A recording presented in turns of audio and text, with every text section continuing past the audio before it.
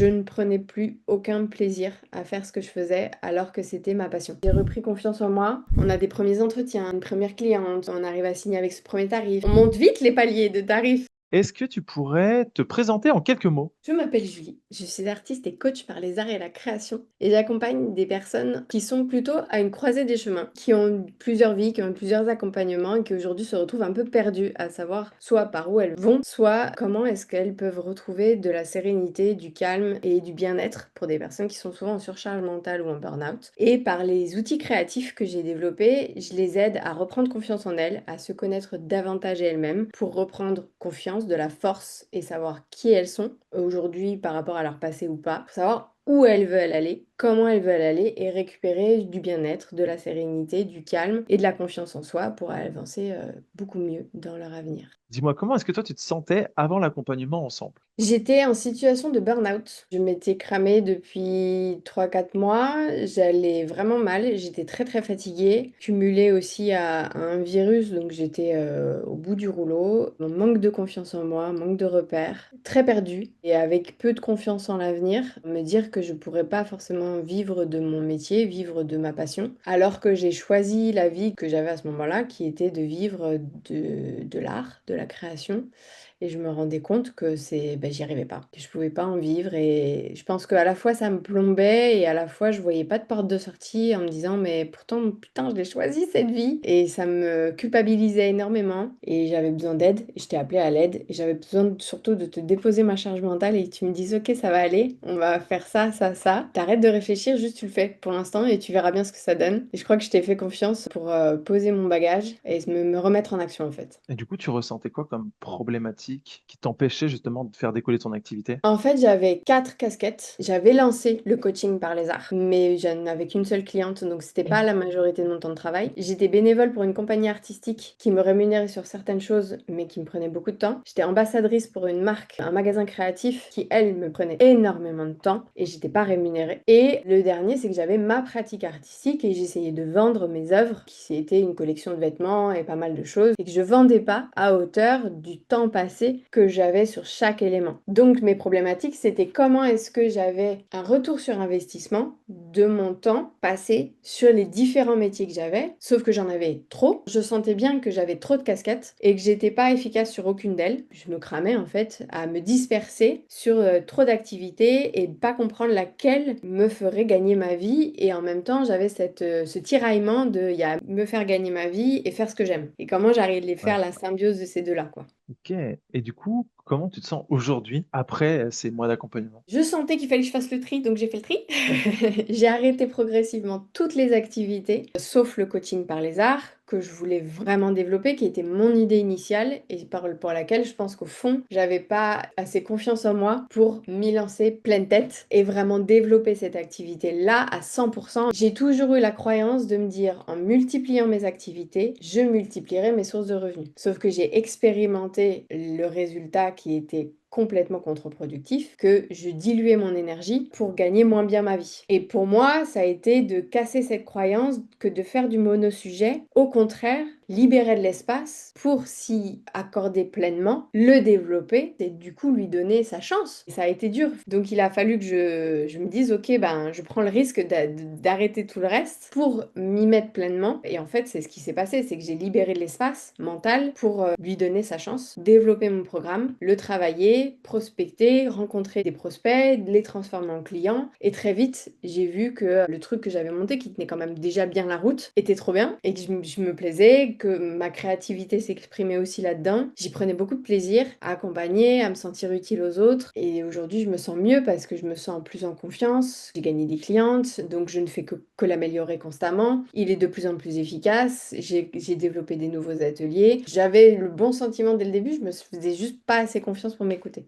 Trop bien. C'est vraiment cette croyance de il faut pas avoir les œufs dans le même panier qui fait Mm. que 90% des entrepreneurs n'arrivent pas à développer leur activité. Quels ont été les trois résultats majeurs que tu as obtenus? Pas clairement des clientes. J'en avais une quand on s'est rencontrés et c'était ma version bêta test. Le fait d'avoir des clientes, c'est d'améliorer mon offre. Ce qui est très contre-intuitif, parce que normalement, tu as l'offre au début et du coup, tu proposes à des clients. Là, moi, j'ai vraiment été en co-création constante et Et ça, c'est trop c'est là cool. où tout le monde se rate? C'est là où Ouais. tout le monde se rate tout le monde? a l'impression d'avoir une bonne offre et d'essayer de la vendre. C'est pas du tout comme ça. C'est venir, on trouve des clients, ça crée l'offre qui devient bonne C'est et ça. après, tout le monde la voudra. Et ça aussi, déconstruction de croyances limitantes. Deuxième résultat, oui, clairement le gain de confiance en moi, sur ma valeur. Donc forcément, ça m'a redonné confiance en moi et de m'assumer plus, d'assumer qui je suis, d'assumer le coaching par les arts aux yeux des autres, aux yeux des art thérapeutes qui ne font pas ce que je fais, aux yeux de ma famille qui n'accepte pas ce que je fais, de mon entourage proche ou plus moins proche, d'expliquer un peu mieux et d'assumer et de voir plus j'ai de clients, plus j'ai de résultats, plus je me dis, ben, on n'a rien à foutre de ce que les autres pensent parce que je sais que ça marche et que ça a un impact et ça a de la valeur. Et le troisième résultat, je dirais, c'est une méthode, une vraie bonne méthode de développement de mon activité autant que de prospection, de contact. Je pense que j'avais besoin de ce cadre d'une méthode qui fonctionne parce qu'on l'expérimente et qu'on voit que ça marche. Véhicule type qui est ressorti, ça c'est très satisfaisant d'avoir fait ce chemin-là pour en arriver là et de se dire, ouais, en fait, ça y est, je sais vraiment à qui je m'adresse. Et donc, c'est cette méthode-là que je vais continuer à appliquer et qui sera ma référence et qui est très rassurante parce que ça donne ce cadre-là en disant, bah, ça marche, ça fonctionne, ça m'a fait gagner des clients et moi, ça me donne bah, cette structure-là qui fait que je vais pas déborder. Voilà, j'ai mon cadre, quoi.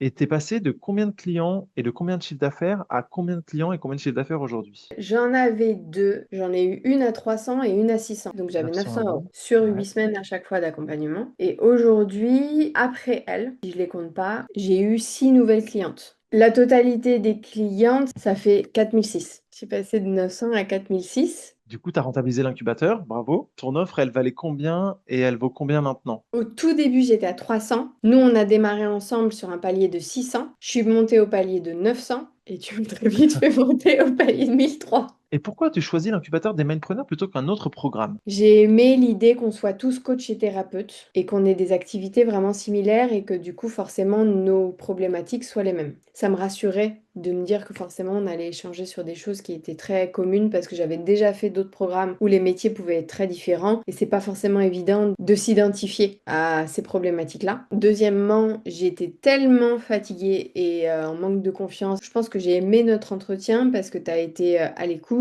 dans la douceur, dans la bienveillance et que je sentais que j'allais pas être non plus bousculée parce que je sais pas ce dont j'avais besoin à ce moment-là. C'était la structure dont j'avais besoin, c'était l'écoute et l'accompagnement dont j'avais besoin à ce moment-là pour remonter la pente et me donner l'occasion de la dernière chance, tu vois, pour savoir si le coaching par les arts allait fonctionner ou pas et sinon, bah, je laissais tomber, j'en étais là, quoi. Si tu dois résumer en un mot l'expérience que tu as vécue de l'accompagnement, tu dirais quoi? Je dirais courage.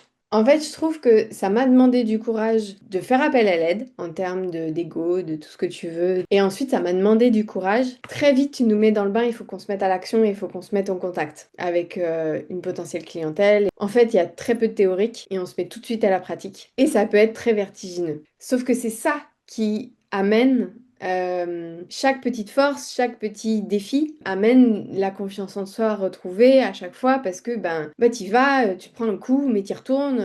Je fais toujours cette allégorie de la boxe, mais c'est un peu ça quoi. À qui tu recommanderais l'accompagnement, justement? Eh ben, à toute personne dans mon cas, hein. Ce qui est chouette dans ce que tu as créé, c'est que j'ai l'impression que ça s'adresse à plusieurs étapes d'avancement de création d'entreprise. Ça peut être quelqu'un qui vient seulement de se lancer, qui a peu de bagages ou qui a peu d'expérience. Ça correspondra parce qu'on revoit toutes les étapes. Pour celles qui sont un peu plus avancées, qui ont déjà un produit et qu'elles arrivent peut-être pas à vendre, il n'y a peut-être pas besoin de tout refaire, mais en tout cas de clarifier et de gagner ce petit manque de confiance en elles dont elles ont besoin pour faire cet élan supérieur. Et donc dans ces cas-là, on n'a pas besoin de tout refaire. Et je pense que c'est ta force de pouvoir t'adapter alors que la structure est la même pour tout le monde. Merci Julie pour ce témoignage et je te laisse le mot de la fin. Bah merci, c'était trop cool. Moi, ça m'a fait un bien fou d'avoir de nouveau un tremplin. Je ne prenais plus aucun plaisir à faire ce que je faisais alors que c'était ma passion. Et c'est de retrouver le plaisir dans cette nouvelle vie que je me suis choisie et d'y trouver non seulement une réassurance financière, un avenir plus lumineux, plus tracé, plus structuré. Donc merci pour ça. Trop bien. Merci beaucoup Julie.